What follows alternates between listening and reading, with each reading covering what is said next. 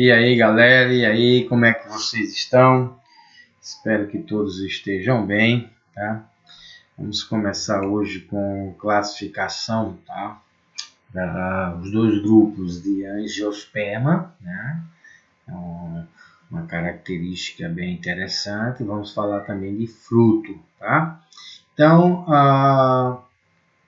as angiospermas, gente, são divididas em dois grupos, tá? Em monocotiledônia e eudicotiledônia. Olha só.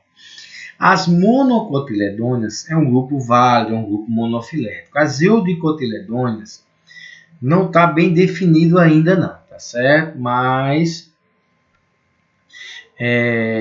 a galera ainda está trabalhando em cima disso aí para ver se para tornar esses grupos como sendo um grupo monofilético, tá? A diferença entre uma monocotiledônia e dicotiledônia, a gente classifica, vai ver de acordo com o cotiledone, com a folha, com a flor, com o fruto, com a estrutura interna do caule, com o sistema radicular, e aqui estão os exemplos. Em relação ao cotiledone, o que é cotiledone? O cotiledone é uma folha modificada de reserva, tá certo? Que serve para nutrir, tá, o embrião durante o seu desenvolvimento. Tá? Então, no caso, o milho, tá certo?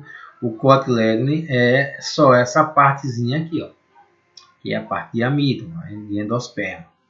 No feijão, toda essa parte aqui, ó, são os cotilédones. Vai variar de planta para planta. Mas por que mono? Mono porque só tem um cotilédone. Eudicotiledônia, di porque tem dois cotilédones, tá? Em relação à folha, as folhas das monocotiledôneas já têm uma nervura principal e as outras paralelas a ela. Aí nós chamamos a nervura, planta de folha paralela e névea, com as folhas invaginantes. Por que invaginante? Se você observar, uma folha da bananeira, aquele caule que a gente pensa que é um caule, na realidade é um pseudocaule, ali é a folha. A cana-de-açúcar ela tem uma estruturazinha que abraça, tá, o caule. Aquilo ali nós chamamos de bainha, tá? E aquela folha com aquela característica daquela bainha, ela é chamada de invaginante. As eudicotiledôneas, tá? A folha vai ter um pecíolo que conecta a folha ao caule, um eixo principal, tá? E do eixo principal parte nervuras. Aí nós chamamos essas folhas de nervuras reticulares, tá? E as folhas ou folhas reticulares ou folhas pecioladas, tá? Porque possui pecíolo. Então a folha teve essa característica que aquela planta é uma eudicotiledônia. Se a planta tiver essas características aqui, ela é uma monocotiledônia.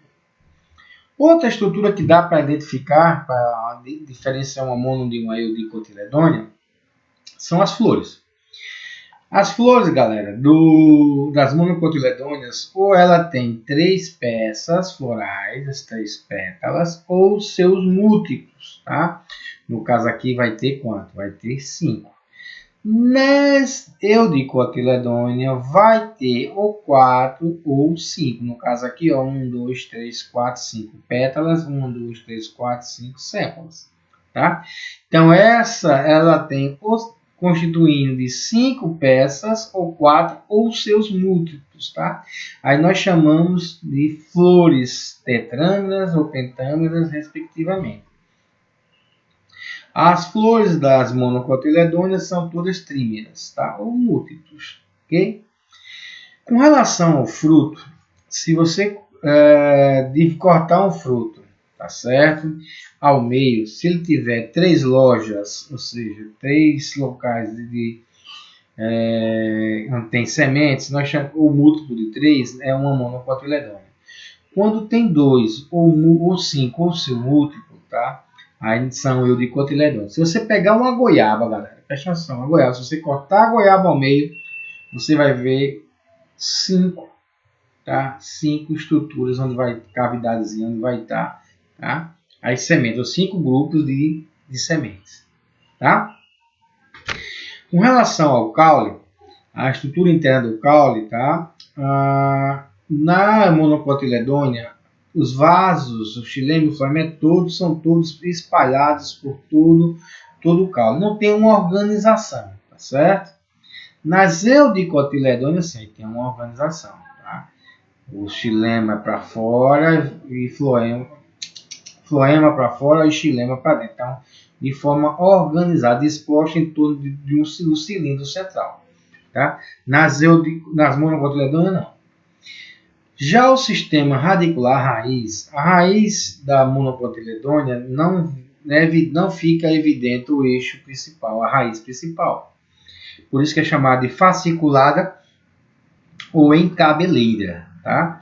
E aqui é uma raiz típica de sustentação de solo. Por exemplo, a grama, capim, cana-de-açúcar, o coqueiro, a palmeira. Tá? São todas plantas monocotiledôneas. Já a eudicotiledônea ela vai ter uma raiz principal, tá? E dela vai partir várias raízes secundárias. Tá? Isso aqui nós chamamos de raiz pivotante ou axial. Então, é uma característica das eudicotiledôneas. Ok? E os exemplos já venho falando, né? Exemplo de monocotiledônea: alho, cebola, abacaxi, bambu, grama, arroz, trigo, aveia, cana-de-açúcar, milho, gengibre, palmeiras em geral, coco, babaçu e etc. Eudicotiledônea: eucalipto, rosa, morango, pera, maçã, feijão, ervilha, goiaba, jaboticaba, algodão e aí vai. Então, essas são as principais diferenças entre uma monocotiledônea e uma eudicotiledônea, ok?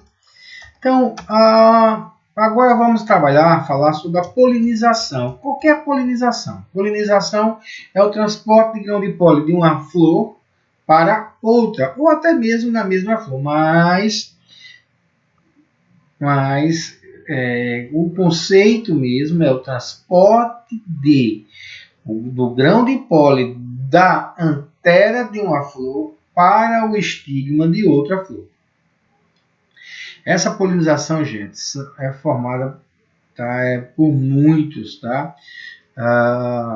Por muitos modos, tá? E por vários animais que ajudam as plantas, tá? A fazerem essa polinização. Inclusive, alguns animais coevoluíram junto com as plantas. Se a planta morrer, eles morrem. Se eles morrerem também, as plantas morrem, porque as plantas dependem desses animais para fazer a sua fecundação. Tá? Então, a polinização em flores unissexuais. Que é isso? Só tem um único sexo. Ou seja, a flor que tem a estrutura masculina e flor que tem estrutura feminina. Tá? O que acontece? Então, nessas flores unissexuais, o grão de pólen sai da antera dessa flor para o estigma de outra flor. Né? Quando essa polinização é feita pelo vento, nós chamamos ela de anemófila. Quando ela é feita por insetos, entomófila. No caso aqui a gente tem o quê? Nós temos a abelha, tá? A mangangalva, que é um excelente polinizador, principalmente do grupo do maracujá. Tá? A polinização ornitófila, a ornitofilia é por pássaros. Exemplo, beija-flor. Tá? Polinização pelo morcego é chamada de quiropterofila ou quiropterofilia. Tá? Olha, galera, os morcegos eles polinizam as flores à noite. Algumas flores de cactos abrem à noite. Tá? Quem já teve a oportunidade de ir no sertão, tá? Sabe que o mandacaru, ele, quando flora, bota a sua flor, põe a sua floração, tá? É à noite. Tá? E é aquele momento em que o morcego vai lá e faz a polinização. Vai atrás do néctar para comer, tá? Lambe o mel do néctar e de quebra realiza a polinização, ou seja, faz com que ocorra a transferência de genes de uma flor para outra e com isso fazendo com que ocorra uma variabilidade genética maior. Tá? O antropófila ou antropofilia, tá? O antropófila ou antropofilia é a polinização realizada pelo homem. Galera, isso aí é artificial, tá? Por exemplo, o maracujá, o homem, o cultivo de maracujá, mesmo tendo bastante mangangava, mas eles vão lá, tá? Põe um paninho na mão, ou às vezes com um pincelzinho, tá? Isso aí fazendo essa transferência do grão de pólen da antera de uma flor masculina para o estigma de uma flor feminina. Beleza? As flores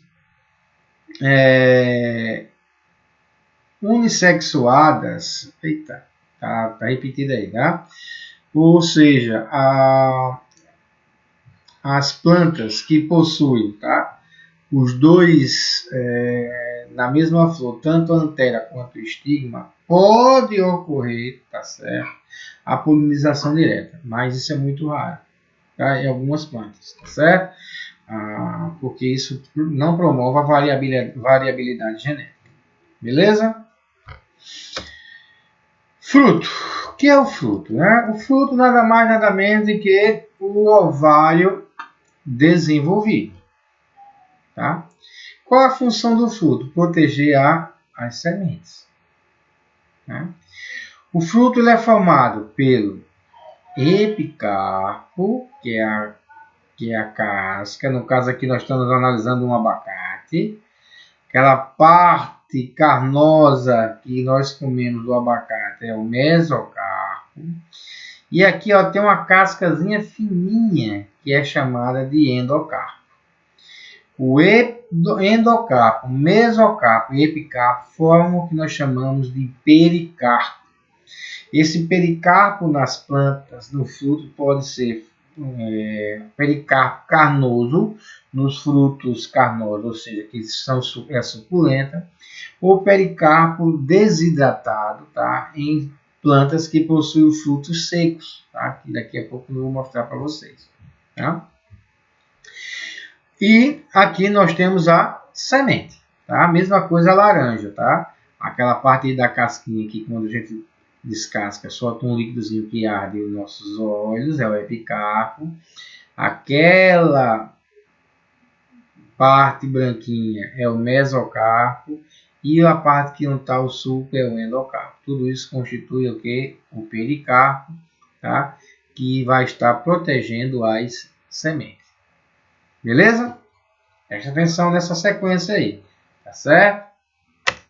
Vamos lá. O fruto, ele é classificado, tá certo? De acordo com sua dehiscência. Ou seja, o que é dehiscência?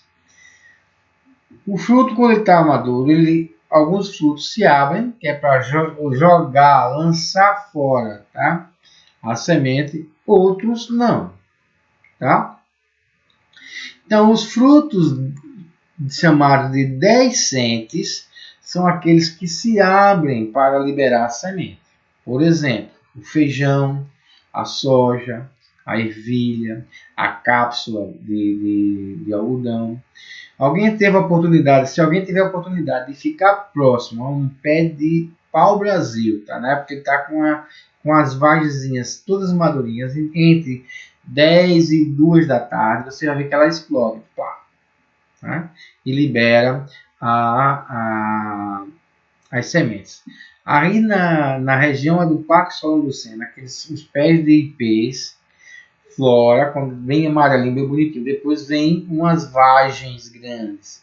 Aquelas vagens, quando está madura, elas se abrem e libera a semente. Inclusive, a semente dela ela tem umas asinhas que é dispersada pelo vento. Tá? Os frutos indecentes, eles não se abrem para liberar as sementes. Mamão, caju, graviola, manga. Essas sementes são dispersas pelos animais, tá? Isso que nós chamamos de zoocoria, por exemplo. Um mamão, por exemplo, uma ave que come mamão, tipo sanhaço, sabiá, ela come o mamão, ingere a semente também, tá certo? Essa semente passa no trato digestório da ave, não é digerida. Por sofrer ação da ácido clorídrico do intestino dessa ave, do estômago dessa ave, que acontece? essa semente vai ser eliminada juntamente com as fezes e aí esse ácido quebra a dormência. Tem plantas que para nascer tem que passar por um trato digestório de uma ave ou artificialmente se adicionando um ácido, tá certo? Quanto àquele pericarpo, como eu falei anteriormente, o fruto ele pode ser seco, ou esse pericarpo é desidratado, tá? E a reserva está na semente, por exemplo, caju, milho, arroz. Deixa eu só dar uma dica a vocês, tá? O caju, nós vamos ver já já que é o fruto, mas o milho, cada carocinho de milho daquele é um fruto. A espiga é um conjunto de frutos, tá? Que nós chamamos de infrutescência, tá? No caso do arroz também, só que o milho é todo juntinho, o arroz, a infrutescência dele vem mais espalhada, tá? Mas também, tá? É chamado de espiga, o arroz, o trigo, tá? Os frutos carnosos, ele tem o pericarpo suculento, tá certo? Por exemplo, abacate, mamão, manga, melancia, ameixa, azeitona, tá? E com relação, tá certo, ao pericarpo suculento, os frutos eles podem ser classificados como sendo uma baga e como sendo uma dupla. Galera, preste atenção. A baga são várias sementes. Por exemplo, tomate é uma baga, goiaba é uma baga, melancia é uma baga, mamão é uma baga. E a drupa é apenas uma semente, abacate, ameixa e azeitona. Agora, cuidado com o que eu vou... Preste atenção no que eu vou dizer agora a vocês. Preste atenção. A jaca, o fruto da jaca não é um fruto carnoso, lógico, tá? Mas ele não é uma baga, ele é uma drupa. Poxa, mas a jaca não tem várias sementes? A jaca é um fruto múltiplo. Cada baguinho daquele, tá, que nós comemos tem uma semente, constitui um único fruto. Então é uma drupa. Tá? Então é um fruto, é uma infrutescência a jaca. Por isso tem que ter cuidado nisso aí, caso venha a vir numa prova. Tá beleza? Quanto à origem, o fruto pode ser simples quando ele é a origem de um único ovário. Tomate, abacate, goiaba. Fruto agregado é aquele quando o gineceu é de ala e carpelar. O que é um gineceu? Gineceu é a estrutura feminina. Tá? O fruto múltiplo é aquele que é derivado de vários ovários que se desenvolvem juntos. O abacaxi, a jaca, são uma infrutescência. Né? Fruto complexo ou pseudocarpo, né? Além da flor, entra outro para constituir o fruto. Né? No caso, a maçã, o caju, o morango, o próprio morango que a gente come é um fruto, pseudofruto. Tá? E o fruto paternocarpo é aqueles que originam sem ocorrer a fecundação.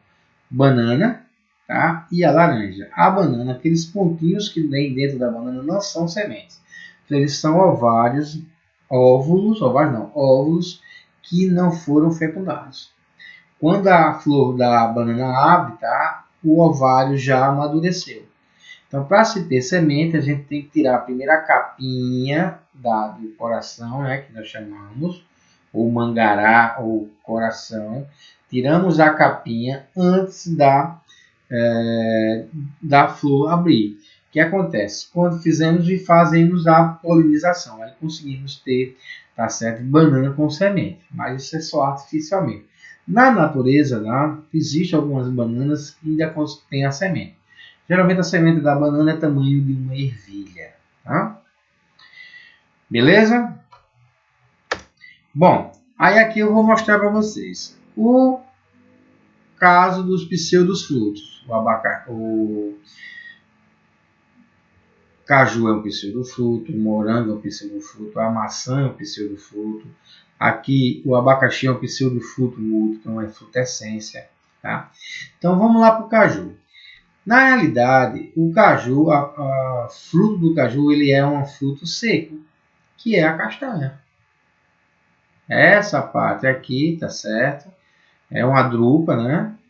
E a castanha, ela é um fruto seco, tá? A parte que tem o suco, que é o líquido, tá? Ele é originário do desenvolvimento do pedúnculo. E aí o que acontece? Ele é desenvolvido e aí ele serve para quê? Para atrair animais, para justamente para dispersar essa semente. É uma adaptação evolutiva do caju.